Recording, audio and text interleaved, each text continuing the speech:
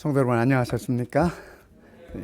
지난 안식일에는 우리가 야영에서 또 온라인을 통해서 우리가 함께 예배를 드렸었습니다. 야영의 기간 동안 말씀은 참으로 오늘을 사는 우리들에게 필요한 그러한 기별들이었습니다. 교회의 그 사명과 소명을 생각할 수 있는 그런 아름다운 기간이었습니다. 성경은 창세기부터 요한계시록까지 우리 하나님은 어떤 분이실까? 여러 가지 우리가 표현을 할 수 있습니다만은 오늘은 저는 이렇게 표현해 보고 싶습니다. 창세기부터 요한계시록까지 나타나 있는 우리 하나님의 모습은 우리를 움직이게 하시는 분이시다. 하나님은 나를 움직이게 하시는 분이시다. 그렇게 생각을 정리를 해보았습니다. 성경의 역사는 창조 이후로 하나님께서 당신의 백성들을 끊임없이 이주하게 하셨습니다. 이민하게 하셨습니다. 바벨탑을 쌓고 하나님을 거역하는 그 백성들을 하나님께서 흩으시고 온 세상에 그 백성들을 흩으시고 이주시키셨습니다. 그래서 우리의 믿음의 선조 아브라함의 역사는 하나님께서 우르에서 불러내셔서 가나안으로 인도하심의 그 여정에 관한 이야기입니다. 저는 이 여정들을 이렇게 묵상해 보면서 오늘을 살아가고 있는 우리들의 삶 또한 동일한 삶이 아닐까. 다 우리가 여기가 고향인 분이 아무도 없지 않습니까? 다 한국 어딘가에 태어나고 물론 한국에서 태어나지 않으신 분도 계시겠지만 그러나 어찌 되었던 오늘 여기까지 인도하심은 하나님의 특별한 섭리와 그분의 특별한 계획이 있으셨다 하는 것을 우리는 확실하게 알 수 있습니다. 요셉과 야곱의 가족이 이집트로 간 것도 마찬가지입니다. 그렇죠? 아브라함 이렇게 먼 거리를 이주했어요. 여러분들이 보시는 이 밑에 여기가 이 우르입니다. 지금의 이락 지방이죠. 이곳에서 이 먼 거리를 이 당시에 차도 없고 기껏 있다면 나귀. 이 먼 거리를 아브라함이 뭘 믿고 뭘 바라고 갔을까요? 그죠? 하나님의 말씀 하나 보고 이렇게 그가 이주한 것입니다. 그죠? 요셉이 그죠? 이집트로 끌려가는데 그가 원해서 끌려가는 것도 아니고 형제들의 미움에 의해서 형제들의 질투에 의해서 억지로 그가 언어도 다르고 환경도 다른 애굽으로 그가 끌려가는 것입니다. 후에 야곱은 그 땅에 이르러 온 여러 그 기근들 때문에 아들 요셉이 있는 곳으로 갑니다. 이주하게 돼요. 그래서 이스라엘이라고 하는 이스라엘이 야곱의 이름 아닙니까? 이스라엘의 후손들이 애굽으로 이주하게 되는 이야기가 곧 이스라엘 이야기의 시작입니다. 이스라엘 백성들이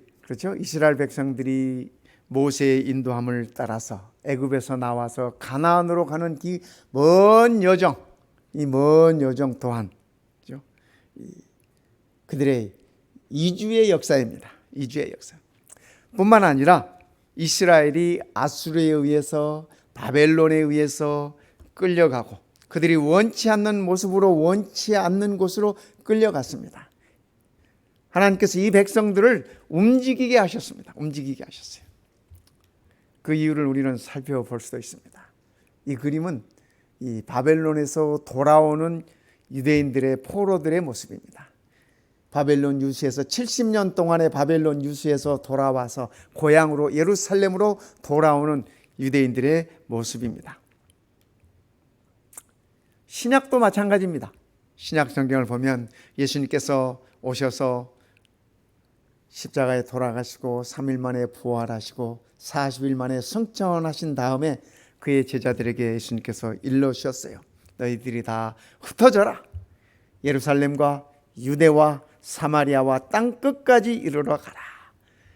움직이라고 말씀하신 것입니다. 그래서 저 예루살렘에서 안디옥으로 이건 이 바울의 움직임의 그 활동 반경입니다. 바울이 원래 다소 사람입니다. 고향이 다소인데 그 다소 사람 바울이 하나님께 부르심을 받고 예루살렘에서 안디옥으로, 아시아로, 마게도냐로, 이 마게도냐가 지금은 다 유럽이죠. 끝내는 로마까지 그가 이렇게 옮기면서 살 수밖에 없었습니다. 거기에는 하나님의 깊으신 뜻이 있었습니다. 이 지도를 보면 바울이 얼마나 많은 지역들을 돌아다녔는지 우리가 알 수 있습니다. 그 얼마나 많은 지역을 이주했는지 우리가 알 수 있습니다. 세 번에 걸쳐서. 하나님의 백성들의 움직임에 대한 이유들을 살펴보았습니다. 아브라함은 하나님의 지시 때문에 하나님께서 아브라함을 부르시고 내가 인도하는 땅으로 가라. 그가 어디로 가는 줄도 모르고 하나님 말씀 의지하여 출발한 것입니다. 아마 사라의 입장에서 봤을 때는 기가 막혔을 것입니다. 편안하게 잘 살고 있는데 어느 날 아침에 남편이 자 떠나자 텐트 하나 메고 험한 가나안 땅으로, 가나안 땅이라고 하는 것은 우리가 생각하는 젖과 꿀이 흐르는 비옥한 땅이 아닙니다. 사막이, 광야가 대부분을 차지하는 그러한 땅입니다. 그래서 갈릴리 지방을 중심으로 해서, 지중해 지방을 중심으로 해서 푸르름이 거기만 있어요. 그 외 대부분의 지역들은 광야고 사막이고 살기 험한 곳입니다. 아브라함이 그것을 하나님의 말씀 하나 듣고 순종했어요. 요셉은 가족들의 미움 때문에 고향을 떠날 수밖에 없었고, 야곱은 기근 때문에 그가 살아왔던 곳을 떠날 수밖에 없었습니다.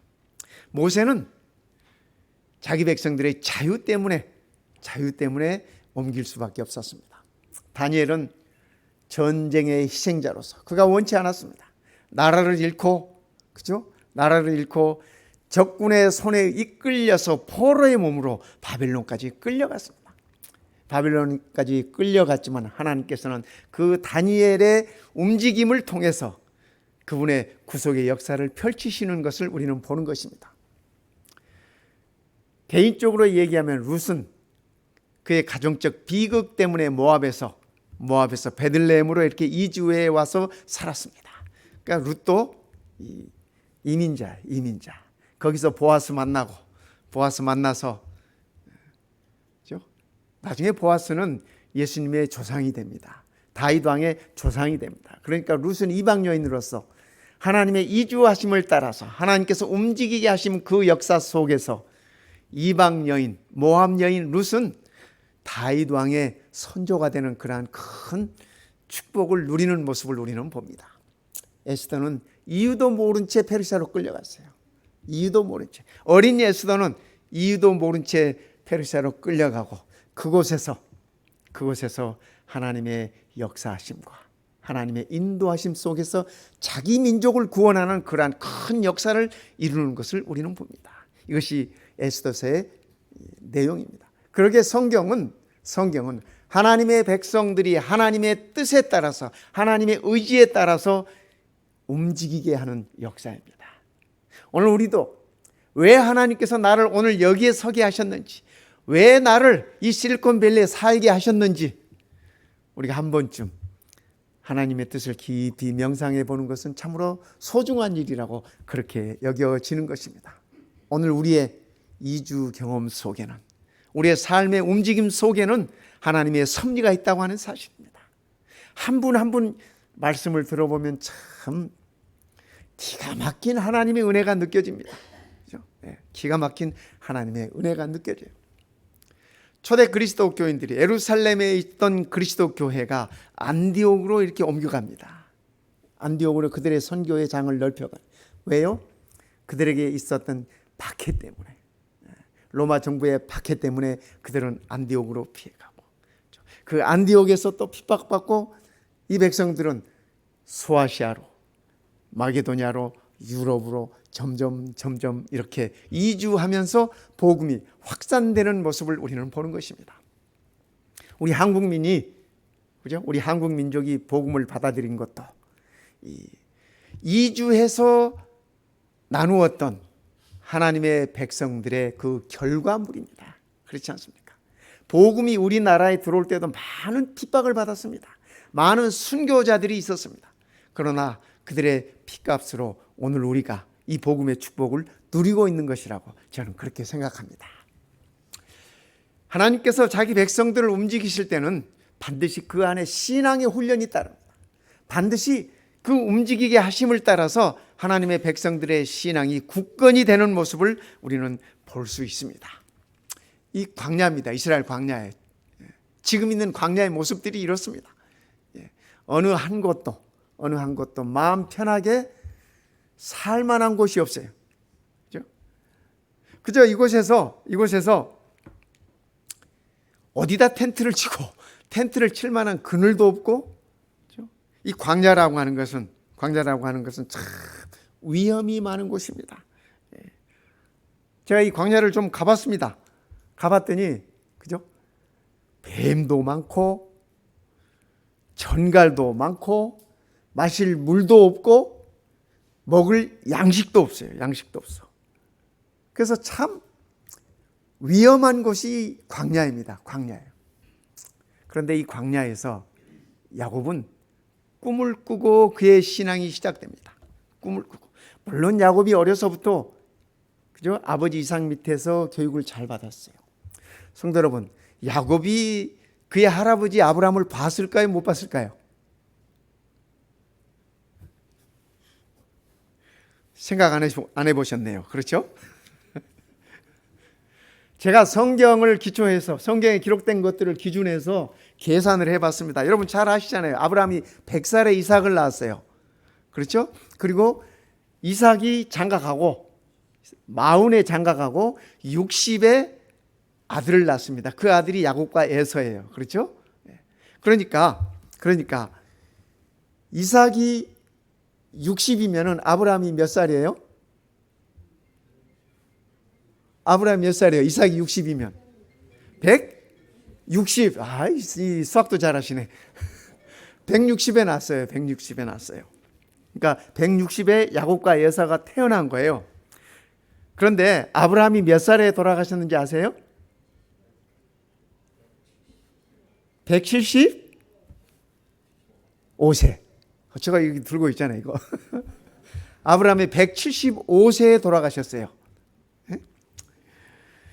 사라는 127세에 돌아가셨어요. 그러니까 이삭이 장가가기 3년 전에, 이삭이 40에 장가갔는데 사라가 이 127세에 죽었으니까 사라가 이삭을 90에 낳았잖아요. 그러니까 127세에 사라가 돌아가셨으니까 이삭이 리브가 만나기 3년 전에 어머니가 돌아가셨어요. 그래서 창세기는 그렇게 기록하고 있어요. 이삭이 리브가를 만나고, 그죠? 어머니에 대한 그것을 잊었더라. 이렇게 적혀 있어요. 네. 어쨌든 아브라함이 175세에 죽었기 때문에 그러면은 야곱의 나이가 몇 살이에요? 그때가 15살이에요. 야곱과 에서의 나이가 15이에요. 제가 가만히 생각해 봤어요. 내가 15살 때 내 모습이 어떠했지 생각해 보니까 제가 고등학교 1학년이었더라고요. 고등학교 1학년이면 그때 한참 감수성 예민하고, 그렇죠? 또 한참 뭐든지 잘 받아들이고 그럴 때예요.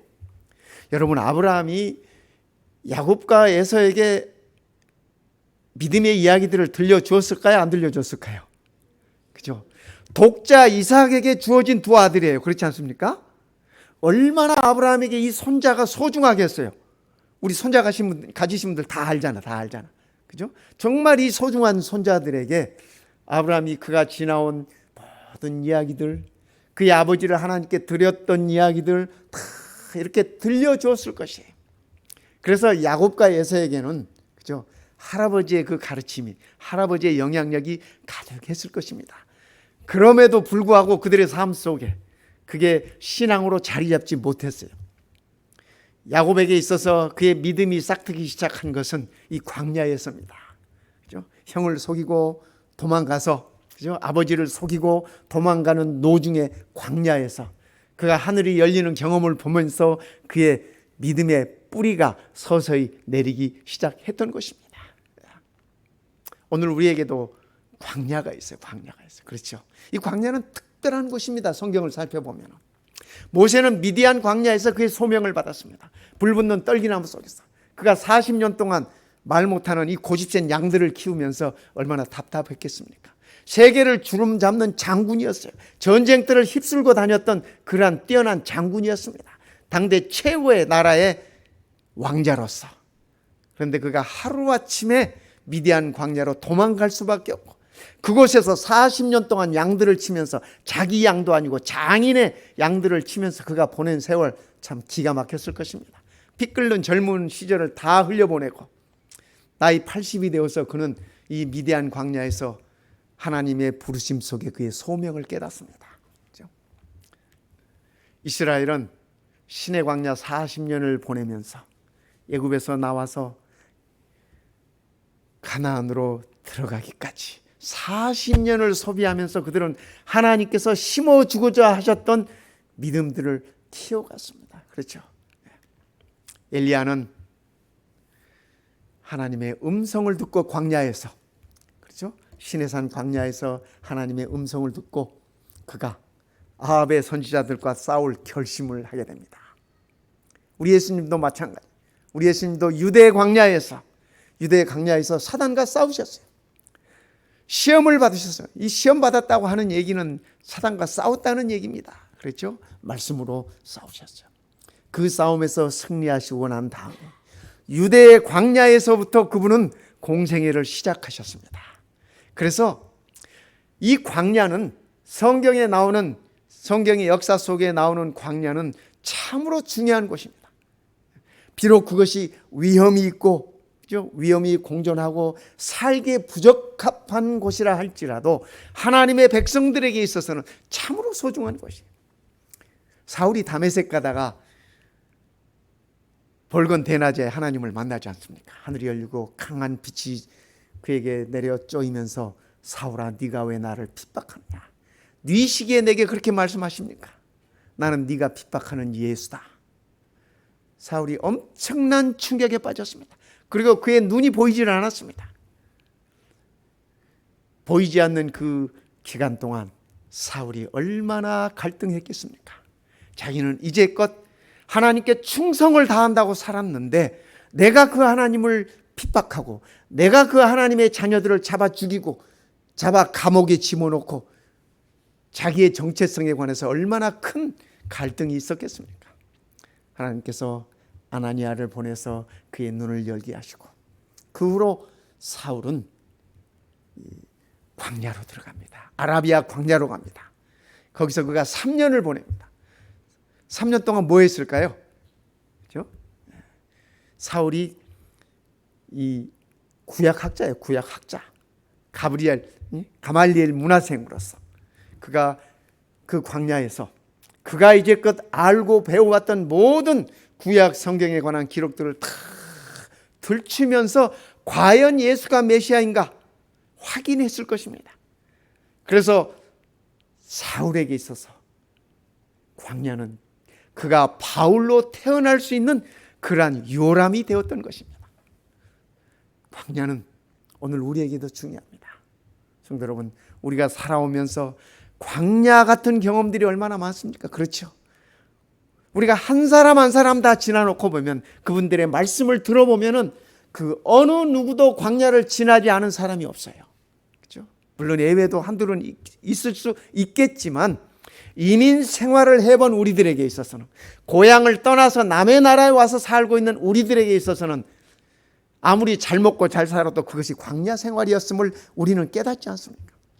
그러나 이것이 하나님께서 우리에게 소명을 주시고 그분의 왕국을 건설함에 우리를 사용하심이라고 하는 사실을 우리가 기억하면 참으로 우리는 행복하게 될 것입니다.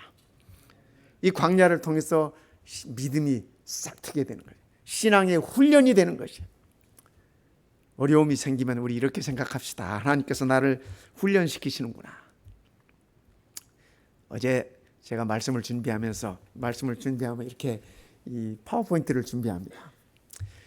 컴퓨터가 속을 썩이는 시작해요.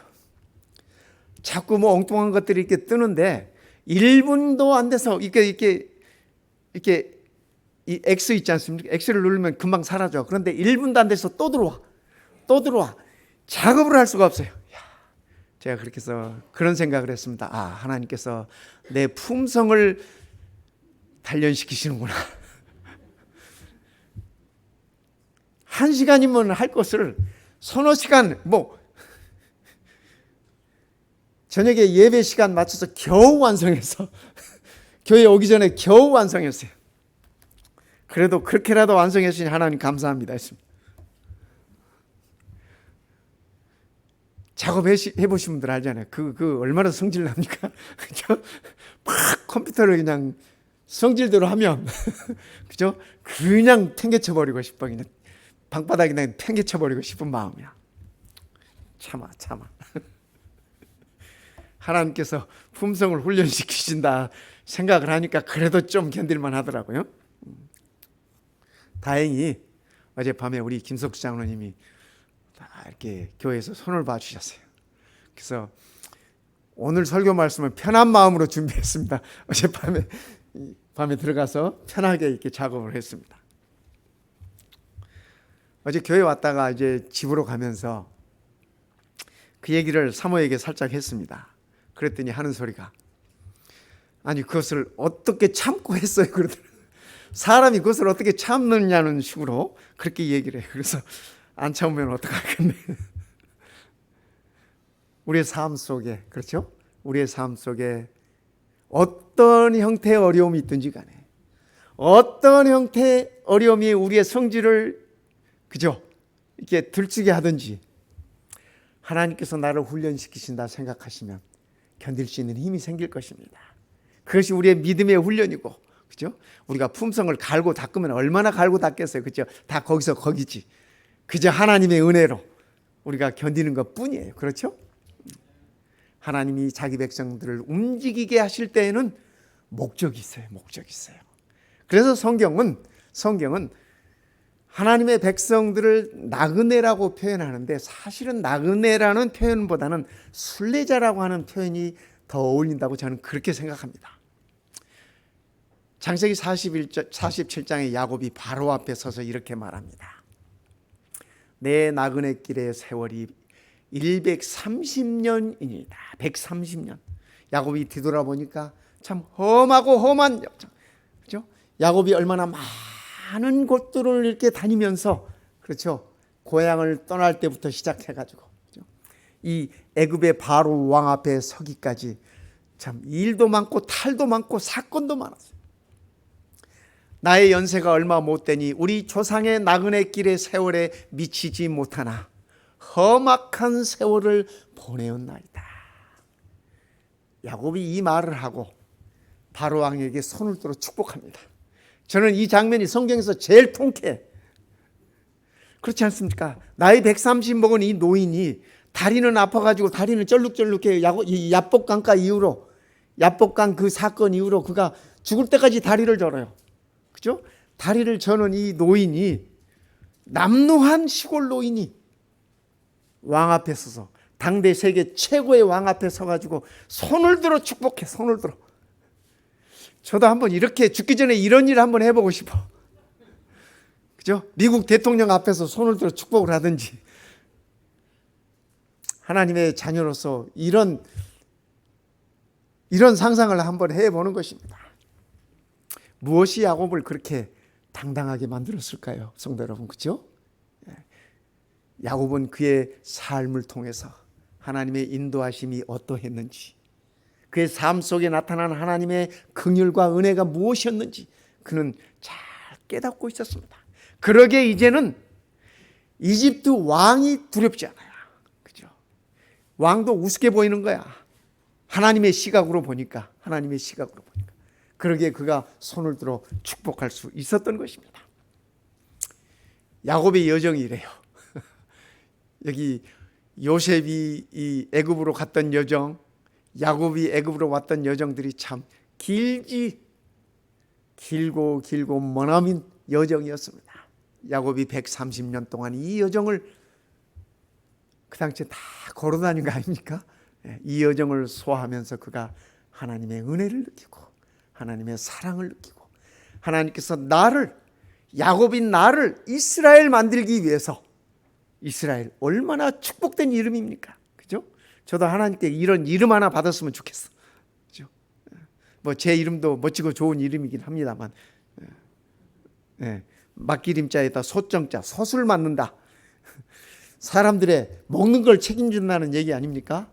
제가 하나님의 양식을 나누어주는 이 책임을 맡고 있는 것으로 인해서 이런 이름을 주신 제 아버지께 제가 감사합니다. 야곱의 이 긴 여정을 통해서 그는 그를 향한 하나님의 뜻을 터득한 것이죠. 오늘 본문의 말씀입니다. 이 사람들은 다 믿음을 따라 죽었으며, 성도 여러분, 우리가 다 믿음을 따라 죽을 것입니다. 우리가 다 죽을 것입니다. 그러나 중요한 것은 우리가 다 믿음을 따라 죽자는 것입니다.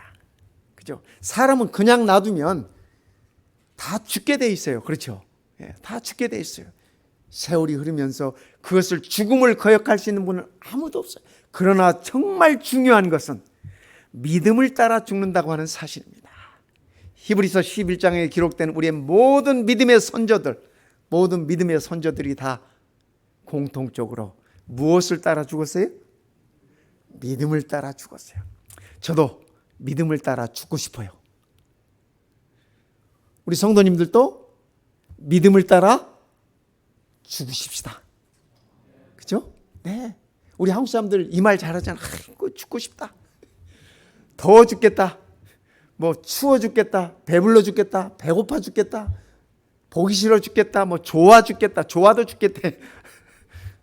우리 죽겠다는 말을 참 이렇게 즐겨 사용하는데, 그죠? 나는 믿음을 따라 죽겠다. 이렇게 결심하시자고요. 그죠? 예, 이렇게 결심하죠. 그들이 약속을 받지 못하였으되, 성도 여러분, 아브라함이 하나님께서 약속하신 거 받았어요? 못 받았어요? 너의 후손이 바다의 모래같이 많고 하늘의 별과 같이 많으리라 그러셨어요. 아브라함이 그거 봤어요? 못 봤어요? 못 봤어요. 못 봤어요. 기껏해서 아브라함이 본 게, 그죠? 이삭하고 손자 둘 보고 죽었어요. 후손 셋 보고 죽었어요. 그런데 하나님은 아브라함에게 너희 후손들이 하늘의 별처럼 많을 것입니다. 약속을 받지 못하였지만은 그것들을 멀리서 바라보고 환영했다. 아브라함은 하나님의 그 약속이 이루어질 것을 바라고 믿었고 환영했다고 하는 얘기입니다. 이것이 비록 아브라함의 얘기뿐이겠습니까, 성도 여러분? 그렇죠? 성경에 기록되어 있는 많은 우리 믿음의 선조들 다 그들의 삶이 마찬가지입니다. 오늘을 살고 있는 우리들도 하나님께서 우리에게 동일한 약속을 주셨기에 그 약속을 내 생전에 다 이루지 못한다 할지라도 믿음의 눈으로 바라보고, 그렇죠? 믿음의 눈으로 바라보고 그것을 환영하십시다. 그러면은 하나님께서 더 좋은 성을 우리를 위하여 예비해 두셨다고 그렇게 말씀하시는 것입니다. 세 번째, 하나님이 자기 백성을 움직이고자 하실 때는 먼저 보내시는 선교사입니다. 먼저 보내주는 것입니다. 창세기 45장에 보면은 요셉이 그의 형들 앞에 이렇게 얘기합니다. 당신들이 나를 이곳에 팔았으므로, 형들이 나를 팔아가지고 애굽으로 보냈으므로, 그 말, 그죠? 근심하지 마소서, 한탄하지 마소서. 이 형들이 자기들이 팔아 넘긴 동생이 애굽의 총리 요셉이라고 하는 사실을 봤을 때 얼마나 무섭고 두려웠겠습니까? 이제 우리는 죽었구나. 그렇지 않았겠어요? 이제 우리는 죽었구나 생각했어요. 부들부들 떨고 있었어요. 그때 요셉이 형들에게 하는 말이 이 말입니다. 나를 애굽에 팔았다고 하는 그 사실로 인해서 걱정하지 마십시오. 한탄하지 마십시오. 그 모습이 어때 했으면 요셉이 이렇게 말을 했을까요? 그죠? 그 열 형들이 한숨을 푹푹 쉬면서 이제 죽었구나 벌벌 떨고 있는 모습을 보니 요셉이 가슴이 아파. 그래서 요셉이 하는 말이 형들에게, 하나님이 생명을 구원하시려고 하나님이 우리 가족들을 다 구원하시려고 나를 형님들보다 먼저 앞서 보내셨습니다. 저는 이 말씀을 읽으면서 이것은 요셉의 말이 아닌 것 같아요. 그죠? 우리가 한번 입장을 바꿔놓고 한번 생각을 해봐요. 누가 나를 평생 정말 부잣집 막내 아들로 잘 자라고 있는 사람을 말도 안 통하는 남의 나라의 종으로 팔아넘겼어. 그 세월이 얼마나 험악했겠습니까, 성도 여러분? 그렇죠? 우리가 요셉 하면 그냥 뭐 편하게 잘 먹고 잘 살고 그냥 어느 날 갑자기 그냥 이 보디발의 이렇게 집안 관리인이 되고 어느 날 갑자기 왕의 총리가 된 것 같지만 그 과정을 우리가 가만히 곱씹어 보면 기가 막힌 세월들입니다. 말 못할 세월들, 가슴이 찢겨지는 정말 원한이 사무칠 수 있는 그러한 상황들이었어요. 그런데 요셉 형들에게 이렇게 얘기합니다. 저는 이 말씀을 보면서 이것은 성령 하나님께서 일러주신 말에 틀림이 없다. 요셉 스스로 이런 말이 나올 것 같지 않아요. 그렇죠? 믿음을 소유하고 있는 요셉 마음속에 성령 하나님께서 역사하셔서 그의 입을 주관하셔서 이런 말을 하게 한 것 같아요. 하나님이 생명을 구원하시려고, 우리의 모든 가족들을 구원하시려고 나를 형님들보다 앞서서 보내셨다. 성도 여러분, 이 형들이 이 말 들었을 때 어땠을까요? 정말 감동이었을 것 같아요. 집에 가서 생각해도 믿기지가 않는 말, 정말 믿기지가 않는 거예요. 우리가 그걸 어디서 확인해요? 야곱이 죽었을 때 형들이 요셉에게 한 말이 있어요. 아버지 살아생전에 우리들에게 잘 이렇게 자비를 베풀라고 그렇게 말했다고 형들이 요셉에게 얘기해. 얼마나 믿음지 않았으면. 요셉의 그 말이 믿어지지가 않는 거야. 그래서 그들이 또 한 번 확인을 하는 것이에요. 요셉이 그때는 섭섭했어요. 형들이 내 말을 아직도 내 말을 이렇게 신뢰하지 못하고 있구나 하는 것이 요셉의 마음을 조금은 섭섭하게 했어요. 어쨌든 하나님께서 요셉을, 그죠? 애굽으로 이주시키시는 것. 비록 형들이 팔아넘겼지만 그것은 하나님의 섭리였다고 하는 사실을 요셉은 지금 얘기하고 있는 것입니다. 성도 여러분, 때때로 우리의 삶 속에서 도저히 이해가 안 되는 일들이 우리의 삶 속에 일어날 때가 있습니다. 그렇죠? 왜 하나님께서 내게? 그렇죠? 왜 하나님께서 내게? 그럴지라도 그 안에 하나님의 섭리가 있을 것이라고 우리가 흔들리지 말고 하나님에 대한 흔들림 없이 우리가 그 섭리를 찾아보아야 할 것입니다.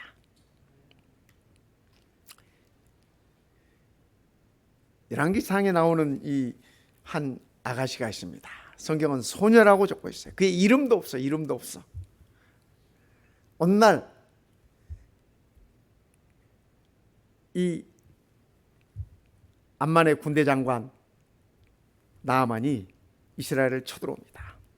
쳐들어와가지고 다 약탈해가고 사람들은 잡아가고 포로로 잡아가고 이렇게 했어요.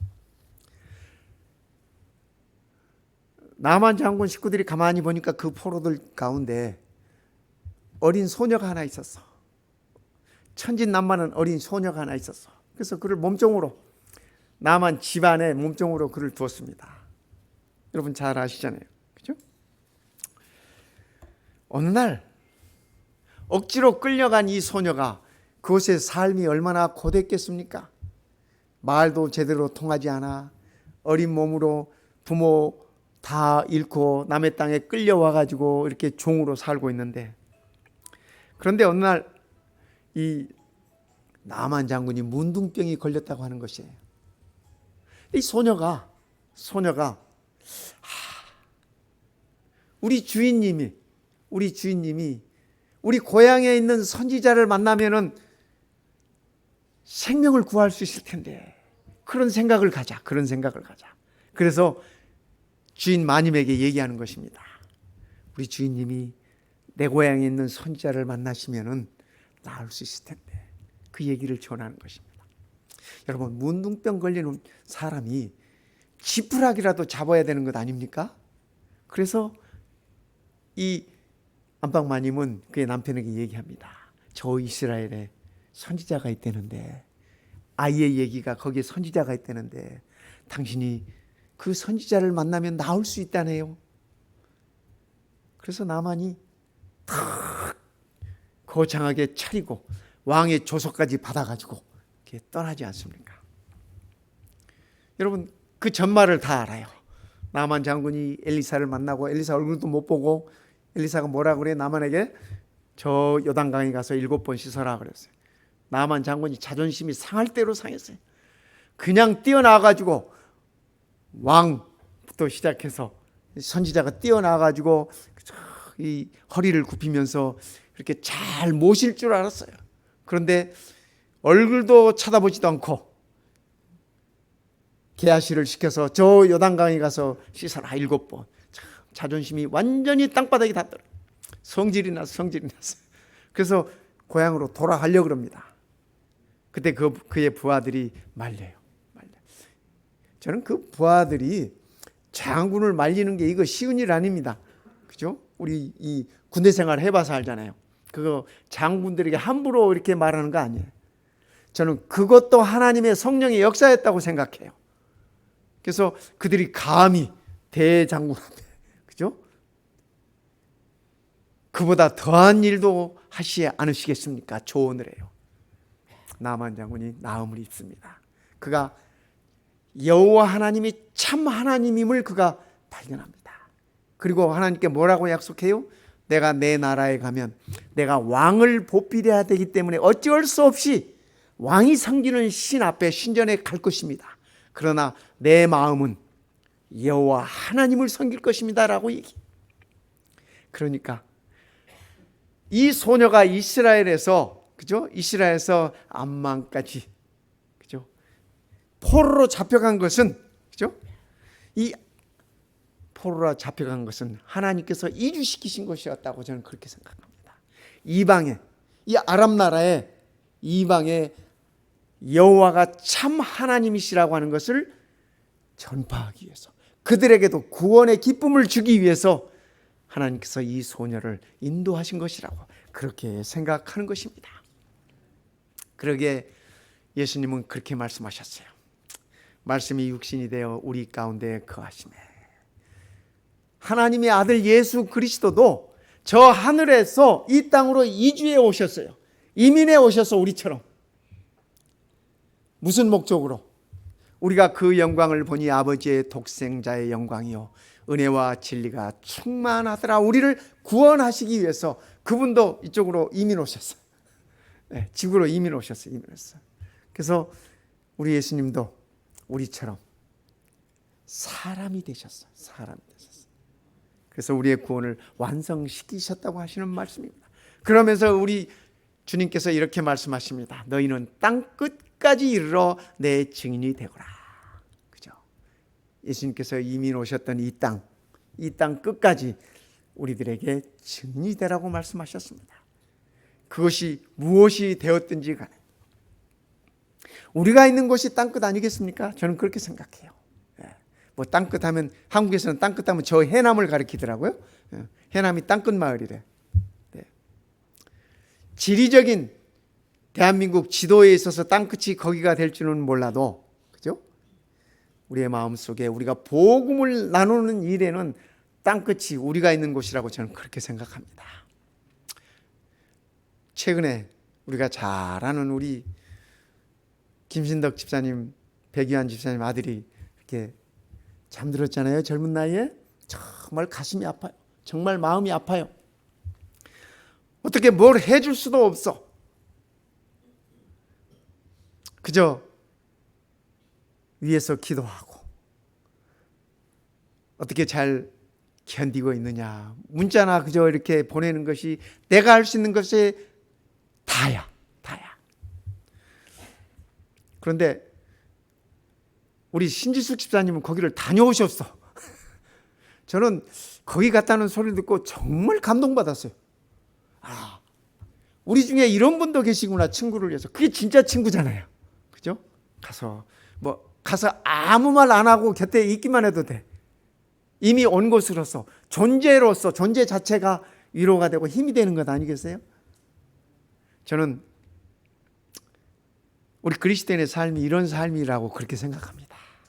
그것이 무엇이 되었든지 간에 내 곁에 있는 자들에게 위로가 되고 용기가 되고, 내가 가진 작은 것들을 나눌 수 있다면 이것이 우리를 이죽게 하시는, 우리를 움직이게 하시는 하나님의 역사와 섭리가 아닐까. 그래서 저는 모르겠어요. 신지숙 집사님이 가고 싶어서 가셨겠지만 가게 하신 분은 우리 하나님이라고 저는 그렇게 생각해요. 그렇게 믿어져요. 우리 하나님께서 역사하셔서 감동시키셔서 그렇게 보내셨을 거라고 저는 그렇게 생각합니다. 바울도 그렇게 얘기해요. 바울이 하나님의 말씀에 붙잡혀 유대인들에게 예수는 그리스도라 밝히 증거하니. 성도 여러분, 오늘 우리도 하나님의 말씀에 붙잡혀 사십시다. 내 삶을 하나님의 말씀이 주도하도록 허락하십시다. 우리의 삶이 어떠한 삶이 되었든지 간에 일상 가운데서, 오늘 안식일학교 교장이 아침에 좋은 이야기를 소개해 주시대요. 그래서 제가 교장님이 내 설교 원고를 보았나? 그런 생각을 했어요. 그러면서 드는 생각이, 이것도 성령 하나님의 역사구나. 저는 그렇게 생각했어요. 그렇죠? 그리스도인의 일상 가운데서 우리가 행복을 추구하는 거, 행복을 찾는 것이, 한국 사람들이 이런 걸 소확행이라고 부르더라고요. 요즘 소소하지만 확실한 행복. 우리 재림 성도들이 하나님의 전에서, 하나님의 품 안에서 누릴 수 있는 것들이 바로 이 소확행 아니겠습니까? 그죠?